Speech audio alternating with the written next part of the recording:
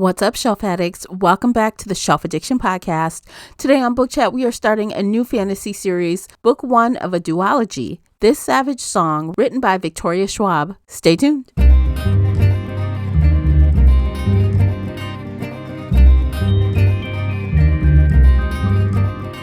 Hey everyone, I am your host, Tamara, and welcome back to the podcast. If you're new here, we're going to feed your shelf addiction with fun book conversations, bookish topics, and more. It's like listening in on your favorite book club. Participate in this discussion by joining the Facebook group Shelf Addiction Official or over on the Book Clubs app.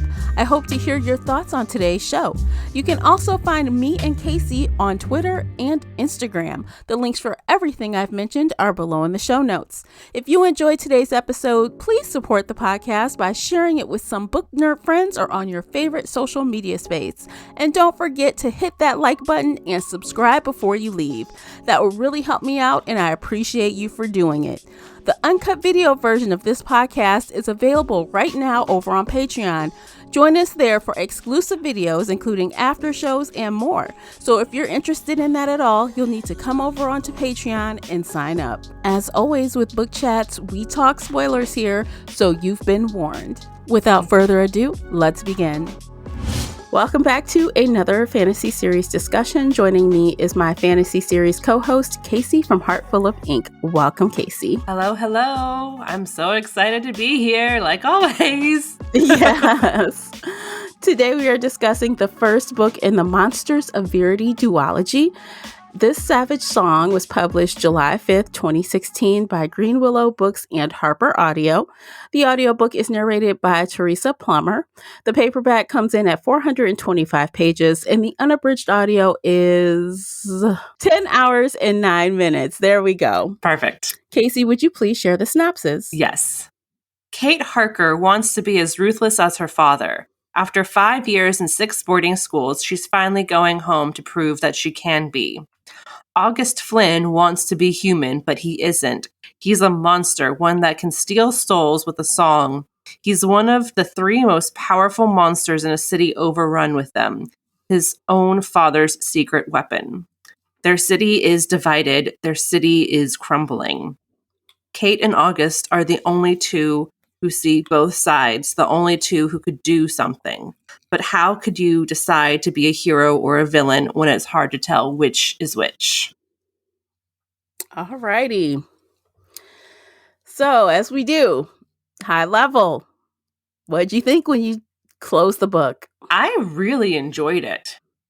I did. Okay. Yeah. And I know you're going to say it was a slow start, and it was a You slow already know. You already know. I already know. You didn't even have to tell me. I was like, oh, she's going to think this is slow. But I actually kind of liked that it was slow in the beginning. Like, it really helped me get a feel for the city and a feel for the players. And then, once it hit like that halfway mark, a little past halfway, then the nonstop action was really, really good. And it was just, yes. Okay, cool. I liked it as well, but I thought I would like it more. I liked it, but I just didn't love it.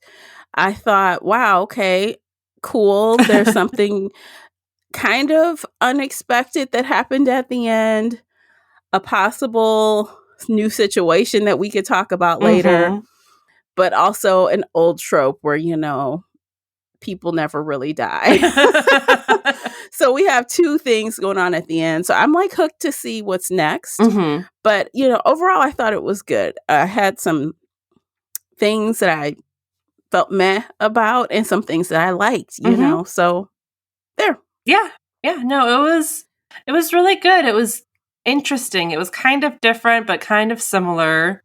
So often we have a divided city or divided world or divided kingdom where it's us versus them. And, we have the 2 opposing teenagers on each side, the Romeo and Juliet style.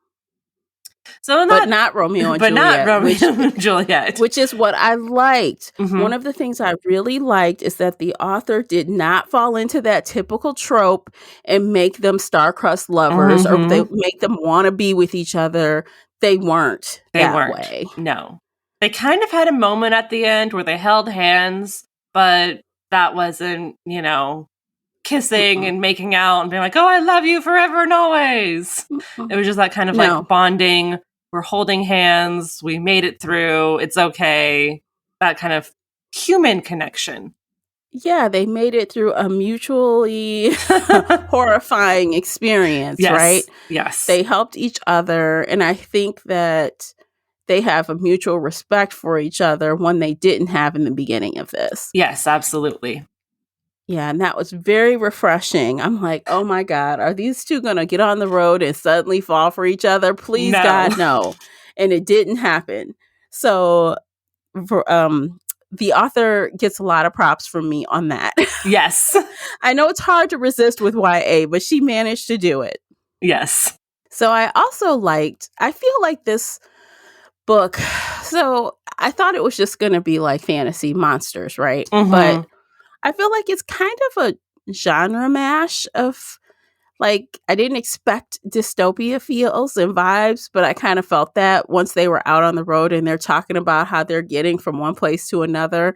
It felt like things were desolate and empty and, Oh, I got dystopian vibes like as soon as they started describing the two different cities, the North City and the South City. Mm-hmm. Because dystopian, yes, you have the North City that is painted pretty, that is, people paying through the nose to feel safe, even though there is monsters around, Mm-hmm. And the South City is shell shocked. It's been bombed. It's been nearly destroyed. There's the two leaders on both sides fighting for what they think is right. And one is money and one is humanity, So Yeah.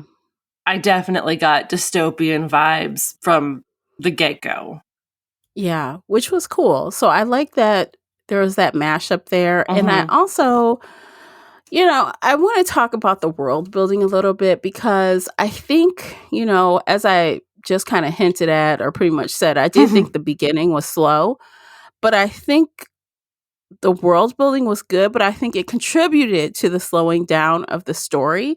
So I think that there may be, for a hard balance, right? There's a balance that has to happen when you're info dumping us and like getting us geared up for this world, especially when it's only 2 books in series. It's not like it's a lot.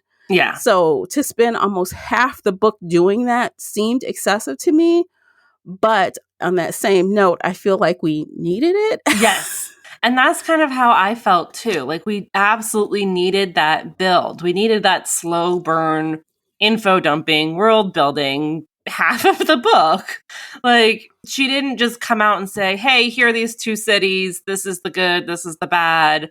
These are the monsters we're fighting. It was that slow, okay, here are these teenagers in school, and this is how they're learning what their history is.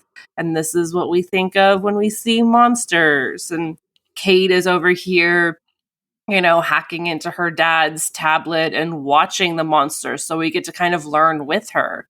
And I love info dumping and world building like that when you're learning with the characters instead of just being told, oh, there's 3 kinds of monsters. This is the violent monster. This is the semi-less violent monster. And this is the monster that sings to you. Which she did kind of tell us in that little nursery rhyme song that the girls sang in like chapter 3 or 4 or whatever that was. Yeah. So we kind of got that, like, again, world building that tells you what's going on, but then we also get to see it and learn it with the characters. And I thought that was really fun. Yeah, I just wish there was a way she could have sped that up just a little bit, just a little bit. I'm telling you, if my patience nowadays is short. That's my fair. attention span for that nowadays is short. Especially, like I said, it's only 2 books, not like 6 or 4. Because when you spend that time and you've got a long road ahead of you, I get it. But couldn't you have done that in 25%? Or 30%? I know I'm nitpicking here, but it's how I feel fair. with a short series. That's fair. That's fair. Yeah. And I'm kind of the opposite. Like, I feel like we needed that much world building So then the second half of book 1 and hopefully all of book 2 can just be nonstop action. We needed to lay that foundation. We got it nice and solid. We know exactly what the world is supposed to be right now. And then, it's going to hell in a handbasket. Everything goes to shit. And hopefully... We'll have to see. Yeah. Because hopefully it does go how you say. And book 2, we just jump into it. And there's not another long lead in. Because if there is, my God, I'm going to have something to say. We don't need it. We know what the world is unless suddenly the rules are going to change. But which they shouldn't be changing. Leading into like the end that I want to talk about, there was a new development. I think a 4th monster was created. Yes, I do too. So what's that going to be? Yes, no, I wanted to talk about this too because I was like, this didn't feel like a Malachi. This felt different. No, it's different because, okay, so let's talk about the types of monsters really quickly. Yes.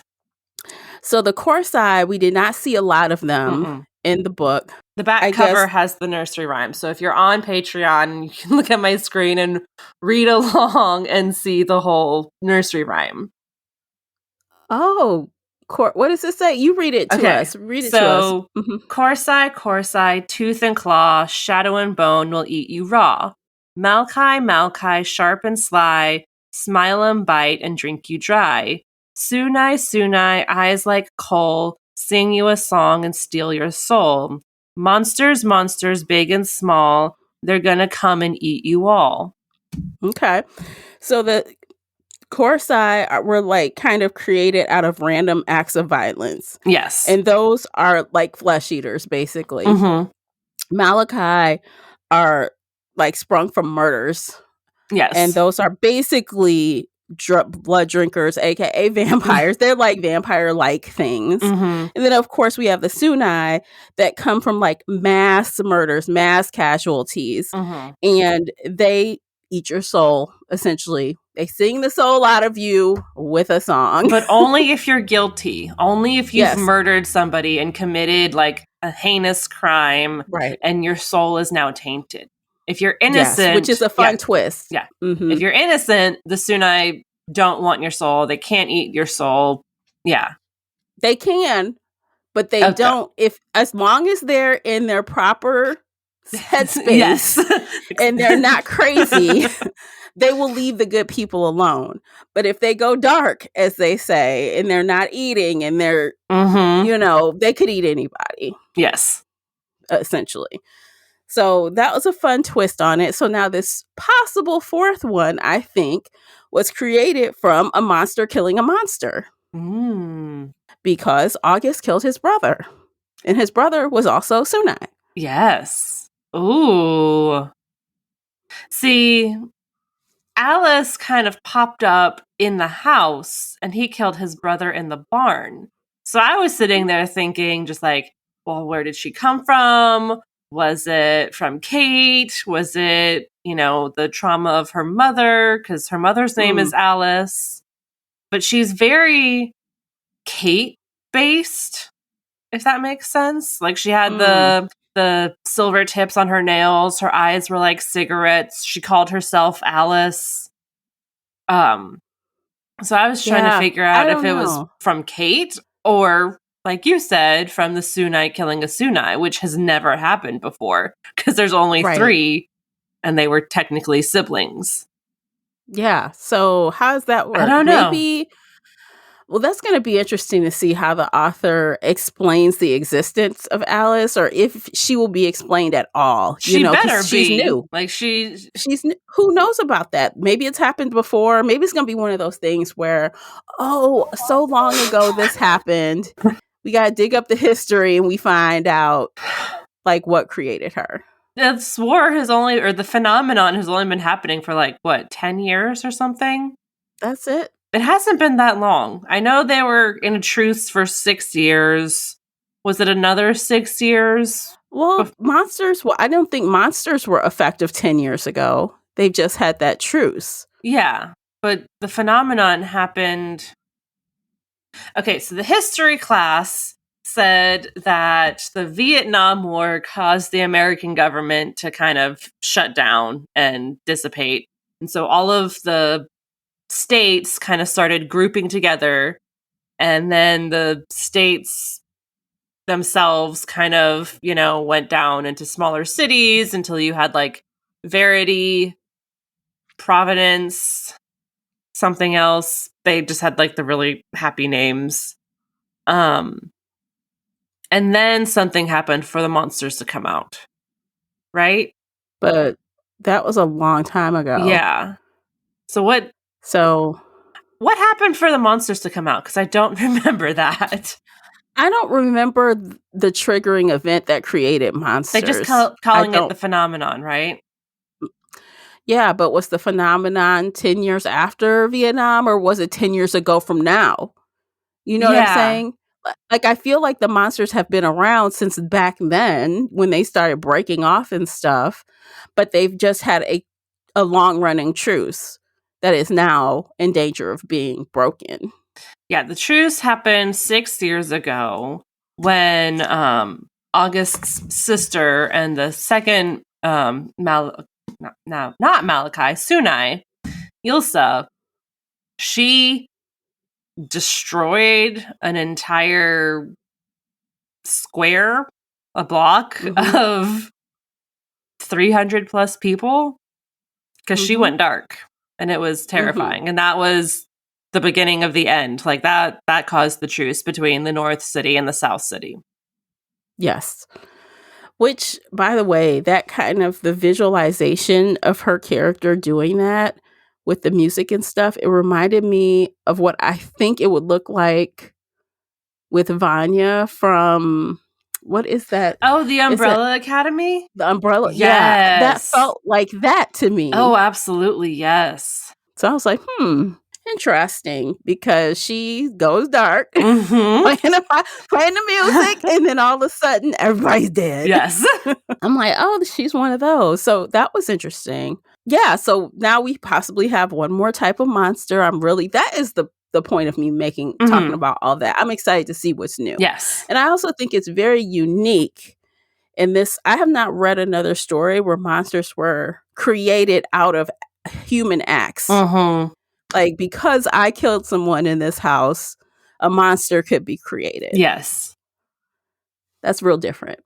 It is different, and it is a very hard, mirror to look at, because humans are that violent, and we want to pretend like we're not that violent, but having to deal with our own violence popping out of the shadows and killing us for what we're doing. Yeah. I mean, honestly, if this were a real world, this world would be running mad with Sunai, because everyone is just masculine. Oh, yeah. Like, it is outrageous. Oh, yeah. To think about in our own reality, in real life, what is happening. There would be so many Corsi too, just because there's so much one-on-one violence. But then, of course, we have all of the mass shootings at schools and movie theaters and everywhere else in between, and churches and malls. And they would be everywhere.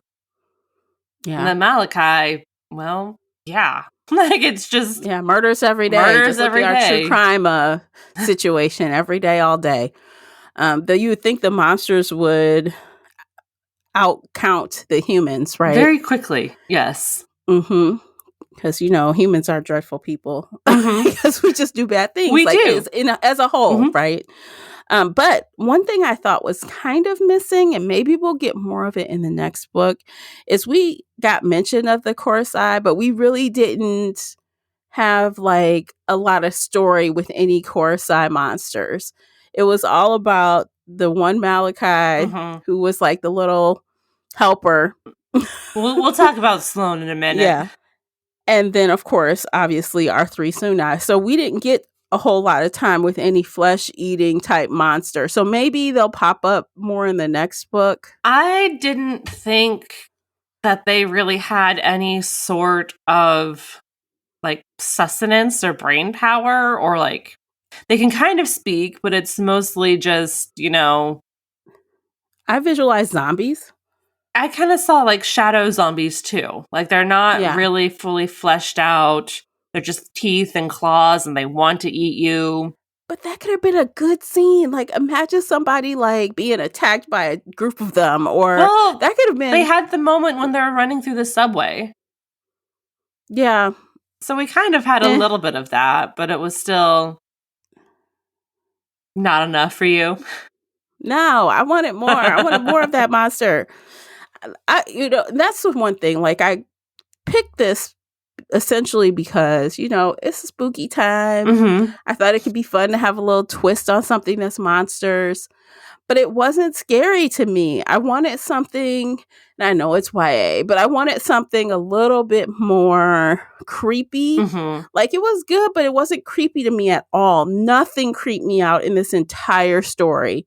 It was just like I'm just reading it and nothing is making me go, dang. I didn't say not one audible, oh my God. Aww. Oh, gross. Dang. Wow. Nothing came out of my mouth for this whole book. Not even when the Malachi were attacking her at school and they had the blowtorch and they were trying to like burn her eyes out? Because that was, I was like, ooh, this is a little gross. Who's going to save her? And then August shows up. Nothing's going to happen to her. I just felt like low stakes for these characters, right? And that may be because I already knew there's a second book, so I felt like the stakes were low, and so I wanted to see some other violence. Now, there was one scene, I can't remember it. I should have wrote it down. I know there was one scene where something happened and they took it like off the page, like we didn't see it. It was like one of the very first attacks of something. Do you remember it? I'm like, why didn't she explain what happened? It was it with Lee or something? It was something. I will go back and find it maybe if I can. But not every single attack was on page. I would have liked to see what actually went down with Elsa and what's his face. Maybe that would have been a little bit Sloan. That would have been scary for me. Like, that was off the page.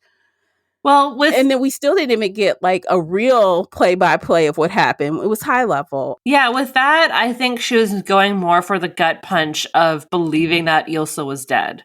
So when Kate and August are on the run, Ilsa, his sister, who is supposed to stay inside and has never left the house or their apartment in 6 years, she comes and she shows up at their little hideaway hotel room.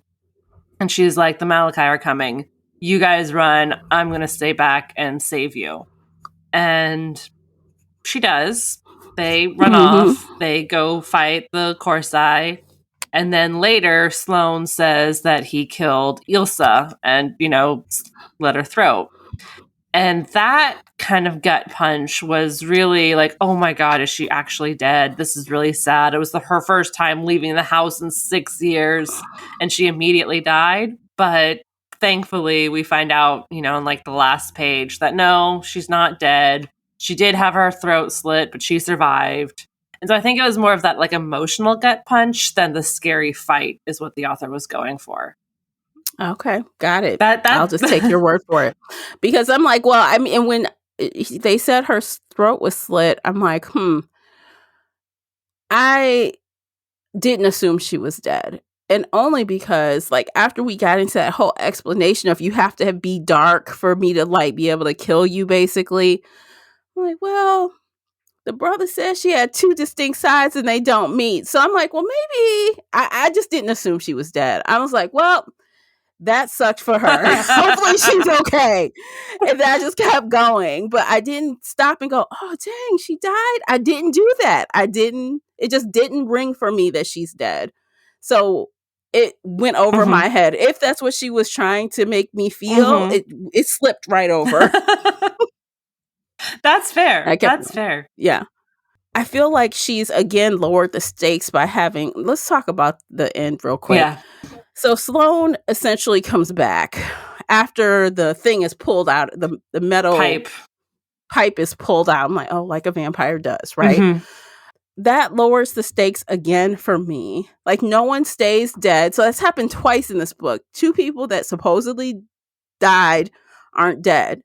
2 monsters. So are the monsters, they say the monsters are unkillable, but then they say, well, actually you can. No, you can't. So that makes the stakes lower. To be fair, me. yes, no, that is absolutely valid and true, and that's going to be annoying in the next book. But to be fair, 2 other monsters have died and are probably going to stay dead. Leo and Harker, Kate's dad. I don't think either one of them are coming back. I think they are dead. Now, Kate's dad was just human, so he's dead. Leo, I'm not ready to count him out yet. He's dead right now, but I'm not ready to count him out. Ooh. But yeah, her dad, Kate's dad, is dead. He was just a regular human. Mm-hmm. Yeah. And she shot him 3 times, and then August ate his soul. He is dead and gone. But August also ate Leo's soul. So he feels it inside of him. He feels it buzzing and kicking around inside his brain. Yeah. And if it's true that a new monster came of that, then he must be dead. Yes. But you're right. The way Sloane came back to life, I was like, are you kidding me? This is really annoying. Like, why isn't he actually dead? Because she stabbed the last one in the heart and it killed him. Why is this not killing him? Right. So I don't like that. I think it's a cop out. It is. I know she wants to use Sloane again. Sloane is the ultimate villain. Mm-hmm. And so she, instead of finding a new villain, she just brought him back from the dead so she could reuse him in book 2. Which feels like every Halloween horror movie ever with, Freddy and Jason and all of the monsters. They die at the end of the movie, but oh nope, they're not really dead. And now we have 15 more movies with them. Oh my God, especially Freddy. But see, Freddy was a whole different situation because he's like, he has like ways to get around it because he's a dream monster, right? Like he'll come for you in your dreams. So that's like a different level of monster. Yes. I feel like it's not a corporeal, I can just stab you in the real world, you're dead. But this is the real world. The real world with monsters. Yes. Right. In this book, it's supposed to be the real world. It's not like, I don't know. I give Freddy a pass. He got some other stuff going on. But you're right. Like with Jason and stuff, they just keep coming back. Yeah. And that's kind of what it felt like. And that was annoying. It really was. Mm-hmm. Okay, let's take a quick break. Check out some commercials. You guys head on over and pick up the book review journal, which you can actually see over my shoulder here if you're on Patreon. It's so pretty. Cute. I love it. It's so cute. I love it. It's my favorite. So it's available now. Click the links, hop on over, grab yourself a drink, and we'll be right back. Stay with us. Today's episode is brought to you by the Shelf Addiction merch store. Check out all the bookish t-shirts, notebooks, mugs, and more. Don't miss out on these original designs, perfect for any book nerd. Support the podcast and visit shelfaddiction.com/merch and pick up your next favorite bookish item. All right, welcome back, guys. Let's continue our conversation on this, what is it, this Savage Song? Yes, is that the name This of it? Savage Song. Good Lord. I'm like, what's the name of the book? But I think that this book would be great in an adaptation because you think... Oh, yeah, absolutely. Because TV shows need that slow beginning to really hook you in and get you invested. And they need all of that world building. And then they move into the action. So I think this would be like a very good 8 to 10 episode season TV show. Yeah, and if they're lucky enough for like Netflix to pick it up, they can ratchet up the darkness. Oh, absolutely. Because even though, yes, high level, this book had like an overall dreary kind of dark tone, it wasn't scary enough for me. And I know Netflix has it in them to kick it up a couple of notches and give you a few jumps at least. Yeah. No, this kind of gave me like Midnight Mass vibes, which I watched last year. So forgive me if I get this wrong. But that also had a very slow start and a very slow build. And there was a little bit of violence sprinkled throughout. And you knew there was a monster around, but it was very slow. And it was more than halfway through before you finally got a twist. I think this would kind of have that same, slow build, but there are more monsters around. So they could really play with the monsters before diving into the twists and turns and the running Yes. away. And I think they would be able to incorporate a couple of jumps like Midnight Mm-hmm. Mass. Like, for example, when the thing was in the dark, the people are outside the house and then the eyes come Yes. Oh out. God, Or you'll see them walk, you're like, oh shit. Oh my I God. screamed so loud. Like, oh my God. Don't go in there. Don't go in there. Don't go in there. Like, I want those vibes. Mm-hmm. And I feel like Netflix could bring this to life in that kind of way. Like, it was just a little light on that type of thing. And I knew it wasn't a horror style book. Mm-hmm. I knew it was fantasy, but you're toting monsters. Monsters are supposed to be scary. And they were scary. Like, once they started crawling out of the shadows, when they started eating people, like, when we had those moments, they were scary. But, Victoria Schwab was focused on building August's life and showing us Kate's life and her personality and what life was just in general around town. And so it was just this slow build with them without any jump scares. And a TV show could absolutely put those jump scares into it. Yeah, throw me a couple bones. That's all I'm saying. Just throw me a few. That's it. But yeah, so overall, I did like the monsters, Mhm. right? I like the philosophy that she used to create the Yes. monsters. So I'm curious going forward how it's going to be, though. Oh, absolutely. Because, now that Sloane is still alive, now that Alice is alive, Kate and August have gone in very different directions. Kate has left Verity entirely. She's going off to some other small town. They're having cult massacre issues. And so she's like, yep, let me turn left and drive in that direction. And Right. August is there with Ilsa and his adopted parents. And he's like, yep, let me help fix this city because, Harker, the ruler of the North City, is dead. All of his minions are free roaming. The monster minions are free roaming and going to go eat everybody that they can. So the Yes. Flynns from the South Side are going to have to step in and save the day before. Yeah, they're going to try. They're going to try, but. Yes. So you know what I am curious about? Like, did this annoy you at all? How Lee treated Henry? Leo? Yeah. Leo, yes. So I'm like, okay, so is Henry old and decrepit or what? Because it's like every time August is like, let me talk to Henry. I want he's talking to Henry, and then Leo just snatches the phone away. I'm like, why does Leo seem like he's in charge of Henry? Because Leo lost his humanity, and that was laying the groundwork for the plot twist that Leo was. Why isn't Henry stepping up? Like, I don't understand why you got this weak ass daddy, quote unquote. That's what I'm talking about. More like, how dare you? Who do you think you are? I wanted Henry to step up and do something instead of just being this placid, okay, whatever Leo wants to do. So I visualized Henry as a man in his probably mid to late 40s.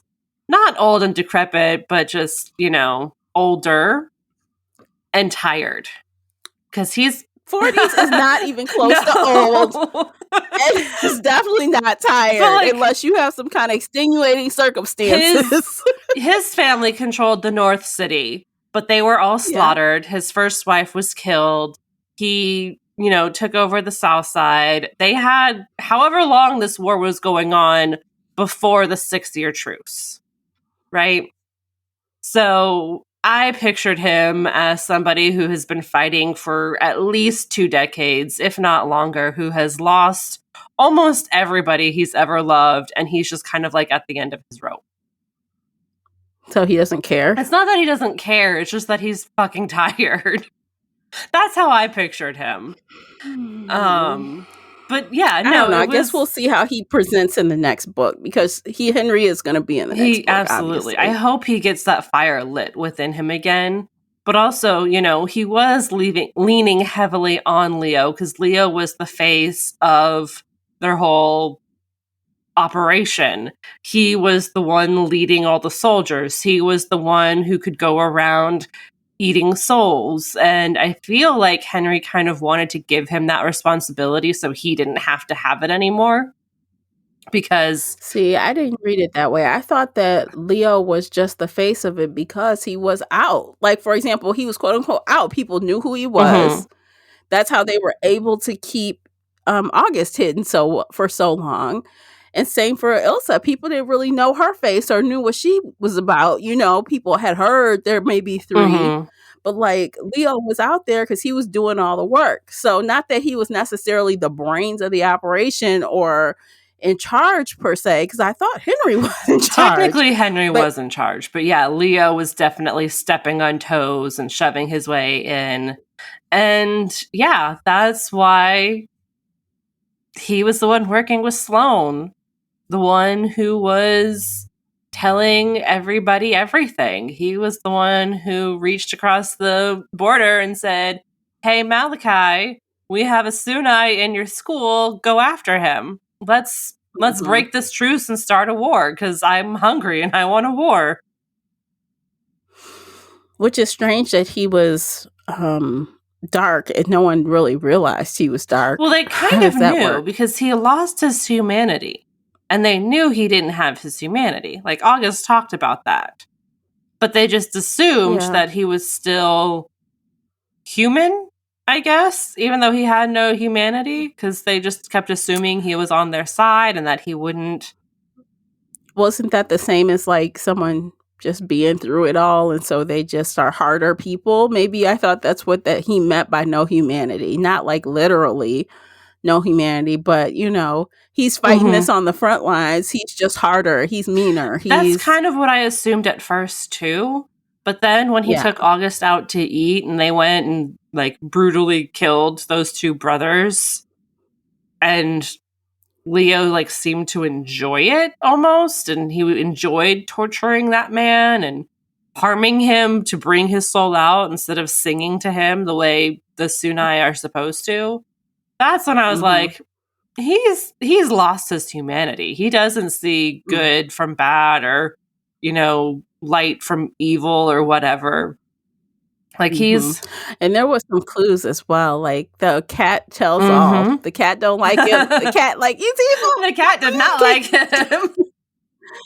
Cat like, "Stay away from Leo. He's danger."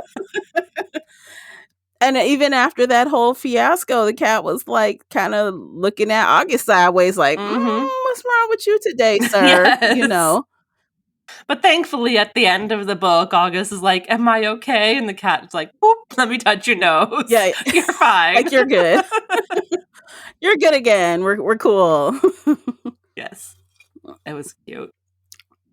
Yeah. They had to have some, I guess, comic relief, and we'll do that with the cat. Yes. What else? You have any other hot topics? Did you find any plot holes or anything? Um, Not really. I was confused about Alice, but I like your theory that it was the Sunai killing a Sunai that created this new fourth monster. Because I read it and I was like, Mhm. wait a second. This was not violent enough to create a Malachi or and she's obviously, smarter than a Malachi. She's not part of the hive mind. She's different. She has personality. Like, what is this? But I think we're going to Mhm. learn more in the next book. I guess the biggest plot hole is that, the both of us cannot tell when the monsters started coming.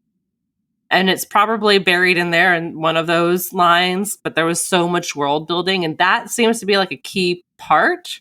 And the fact that we don't remember it, I just remember it's been 6 years since the truce. It's been 6 years since the truce. And they kept talking about the phenomenon, but I don't remember that timeline. And I don't remember how the monsters started coming out. I don't think she Mhm. explained how, and maybe that'll come up in the next book. Because, like, the monsters just randomly started appearing one day, right? Yeah, that's what I understood. Like But we don't know, like, did somebody open the gates of hell? Did somebody cast a spell? Like, like how did that how did they start? start appearing? We don't know. So maybe Mhm. that'll be explained in book 2. Um, looking at everything, it was all kind of obvious. Like, I definitely suspected Sloane of being evil and manipulative and, working to kill humans and wanting to kill Harker himself and wanting to kill Catherine from the very beginning. I didn't really suspect Leo, but looking back, I'm like, oh yeah, I definitely should have suspected him. So no, I didn't see like any giant plot holes, just lots of world building that could have been condensed or explained better. Yeah, definitely. I kind of thought it was interesting how the author decided to take basically polar opposite personality types and have them in these conventions. Like Kate, like, is a human, right? A human, regular old person, but yeah, she is trying her best to be as bad as she can be. Yes.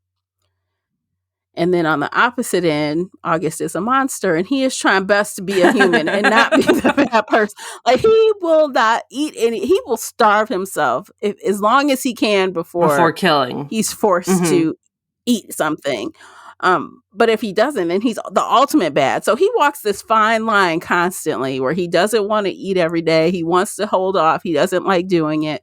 But if you hold off too long, you go crazy and you eat everything. Yes. So he's like really a good person. He's really trying to be a good person, but he's a monster. And Kate is a human trying to be like the worst. She's trying to prove that she is the biggest, baddest bitch. And she's successful for a while. She is. So she starts off the book, page 1, burning down a chapel because she doesn't want to be at this all-girls Catholic school. She wants to go home to her dad, who rules the North City, and she wants to prove that she can also rule the North City. And it kind of feels like that persona is what Alice is at the very end. That kind of ruthless killer, no shits given. Like, we just saw a page or 2 pages of Alice. Like, we don't really have much to base this off of, but it kind of felt like that persona was Alice, except fully, completely nothing good inside. I don't know. That's why I'm kind of like, was it Kate that created her, or was it August killing Leo? But how would Kate have I don't know. her? Like, that doesn't make sense either, but it feels like an echo of Kate. So I don't know. I hope there's a really good explanation in book 2 about this, because... Well, see, the thing is, though, we've got no explanation on how any of their personalities are created, the monsters. So, for example, we know August was made at 12. He was born, he popped up at 12 years old. But where did he get his personality from? So his was kind of... He feels lost and confused, and there's always that gunshot echoing in the back of his mind. Because he was created in a middle school where somebody came in and shot up all of his classmates. So I kind of see him as like every soul in that cafeteria, classroom, wherever it was, like in that school, kind of collecting into one with that fear, that childhood, that yearning to be normal human kids. That's how I interpreted it. So I'm trying to apply that to Alice, and I'm not really... Yeah, like, it doesn't fit, right? Because Alice was created where just one person was accidentally murdered, like, in the house, and she popped up in the house. In the barn, that's where all the other violence was happening, but I don't... And Kate's personality wasn't that mean girl. That wasn't what she was feeling when that happened. At all. So I'm not... I don't get it. Like, I don't know what's happening. I don't know how it's happening, but hopefully in book 2 we get a really good explanation, because otherwise, yes, giant plot hole. But I'm holding out hope that the author is going to be like, okay, so this is what happened. This is how it happened. This is why it happened. Interesting. Okay, I'll buy it for now. I'll hold out for now. we just better get some clear direction. I'm going to be like, rawr, ready to go in. You know how I Yes. am. Yes. Now, I did listen to this on audiobook, and I thought it was a really good book for an audiobook. And the narrator they picked, Teresa Mhm. Plummer, I'm telling you, I don't know how this woman threw her voice, because some of the men, she sounded like a Oh, dude. I'm wow. like, wait a minute. Like, it sounded like two different people. At one point, I actually went back on Audible to look and see who's the second narrator. Wow. I'm like, there's not one. It's all her. It's all her. I really thought for a minute it was two That's narrators. amazing. Yes. So if you guys are into audiobooks and you liked audiobooks, I think this is a good option for an audiobook, because I was amazed. I really went back. I'm like, wait a minute. It's got to be two people. It's got to be two people. It wasn't. That doesn't happen No, often, it where I feel doesn't. like the voices are very distinct. But yeah, good for her. Good for that narrator. She's very good. That's awesome. So I had to give a little shout out for the audiobook version, because Absolutely. I was impressed. That impressed me a lot. Yeah. No, that's amazing. I downloaded the audiobook this morning just to listen to chapter 3 or chapter 4 or whatever, with the little girl singing the lullaby, because I was like, I need to hear what all of these monsters are. I need to know how to pronounce the names. Mm-hmm. So yeah, Did that help you? It did. And I really, the 2 minutes I listened to, it was really interesting. So, Okay. And that's another reason why I love audiobooks, because it helps with yes. names.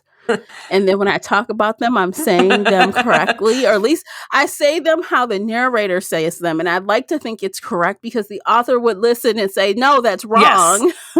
And I know from talking to audiobook narrators, if they have questions on a hard pronunciation or an oddball spelling of a name, they do ask. Mm-hmm. That's good. So I'd like to think that if the narrator is saying it a million times this way, it must be right. So yeah, I love that when it comes to fantasy, with a lot of oddball names and things are not cut and dry all the time. It's not phonetically spelled. It was also super easy for me, because I was like, okay, I know this nursery rhyme says everything, so I can just listen to this one little bit and get it all in one go, instead of having to like listen to different parts and jumping around in the book to be like, okay, when did I say this word? Let me open chapter 2. Let me open chapter 5. Let me it was really easy to be like, all right, this lullaby. Let me listen to the lullaby. Yeah, it does really explain the types of monsters really fast. So, and succinctly, you're not confused. So yeah, I love it. That was actually a really cute part. And when she was singing as a little girl, she sounded like a little girl. She when did. She was she singing sounded it. very little. I was like, wow, that's a little girl's voice. Okay, so anything else you think we should cover before we rate this Savage song? I think that covers it. I wish there had been a little more diversity, but what can you say? Emily had dark skin. And that was it. That's it. That's the only one. At least that was mentioned at the very end of the book. But you're right. I would have liked that as well, but I think I had bigger issues, things that annoyed me. But because this cast wasn't that big, be honest. Like, there were a lot of secondary characters, but it was really mostly about Kate and August.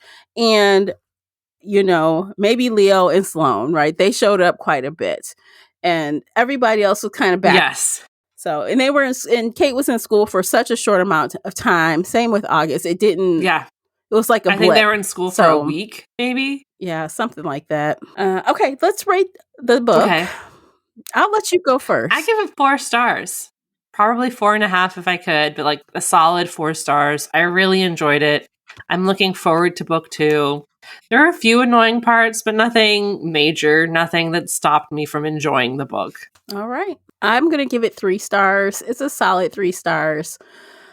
It was fine. I liked it overall. It's definitely not something that I would recommend right away. So that's why I didn't get the 4. If it makes a 4, I'm recommending it to people. Yes. Now, I will reserve, if the second book blows me away, I could change and start recommending it if the second book is that good to me. So I always like to reserve all over judgment until on a duology or series until I've finished it, because things can always improve. Absolutely, yes. But first installment, it was a solid 3. Maybe I'm just not a fan of her writing, because we tried to read her before, but we tried to read her as V.E. Schwab, right? That was her adult fantasy. It didn't click with me either. So, but this was better than that, I think. So there's that. I don't know. Take that with a grain of salt, y'all. All right. So next up, we are continuing this duology, and we are going to be reading part 2 called Our Dark Duet. I have not read the synopsis or anything, so I have no idea what's going to be going on. But as we have our own predictions, as we said, guess we'll see how much of that we get. Hopefully good stuff. Hopefully it's exciting. Hopefully there's not a very long, drawn out world building. Like, obviously they're not going to be back in high school. They're not going to be sitting in history class. So I feel like that ship has sailed. His school's over. Yeah. The war has begun. Let's see what happens. Right. Let's see if we can go out with a bang. So you guys, come on over to the Facebook group Shelf Addiction Official, or find us on the Book Club's app and talk about the book with us there. You can also join us on our Discord server if you're into talking about the books on a chat platform and you don't care to see people in the camera. That's your option as well. And if you don't care about reading the book at all, you can always find me and Casey right here on the podcast next month talking about book 2. So I think we're going to end things there. Sounds good to me. All right. It's been a fun time today. Thanks for listening. Before you leave, be sure to hit the like and subscribe button, because that will really support the podcast. And we will see you in the next one. Take care of yourselves. Bye, everybody. Bye, guys.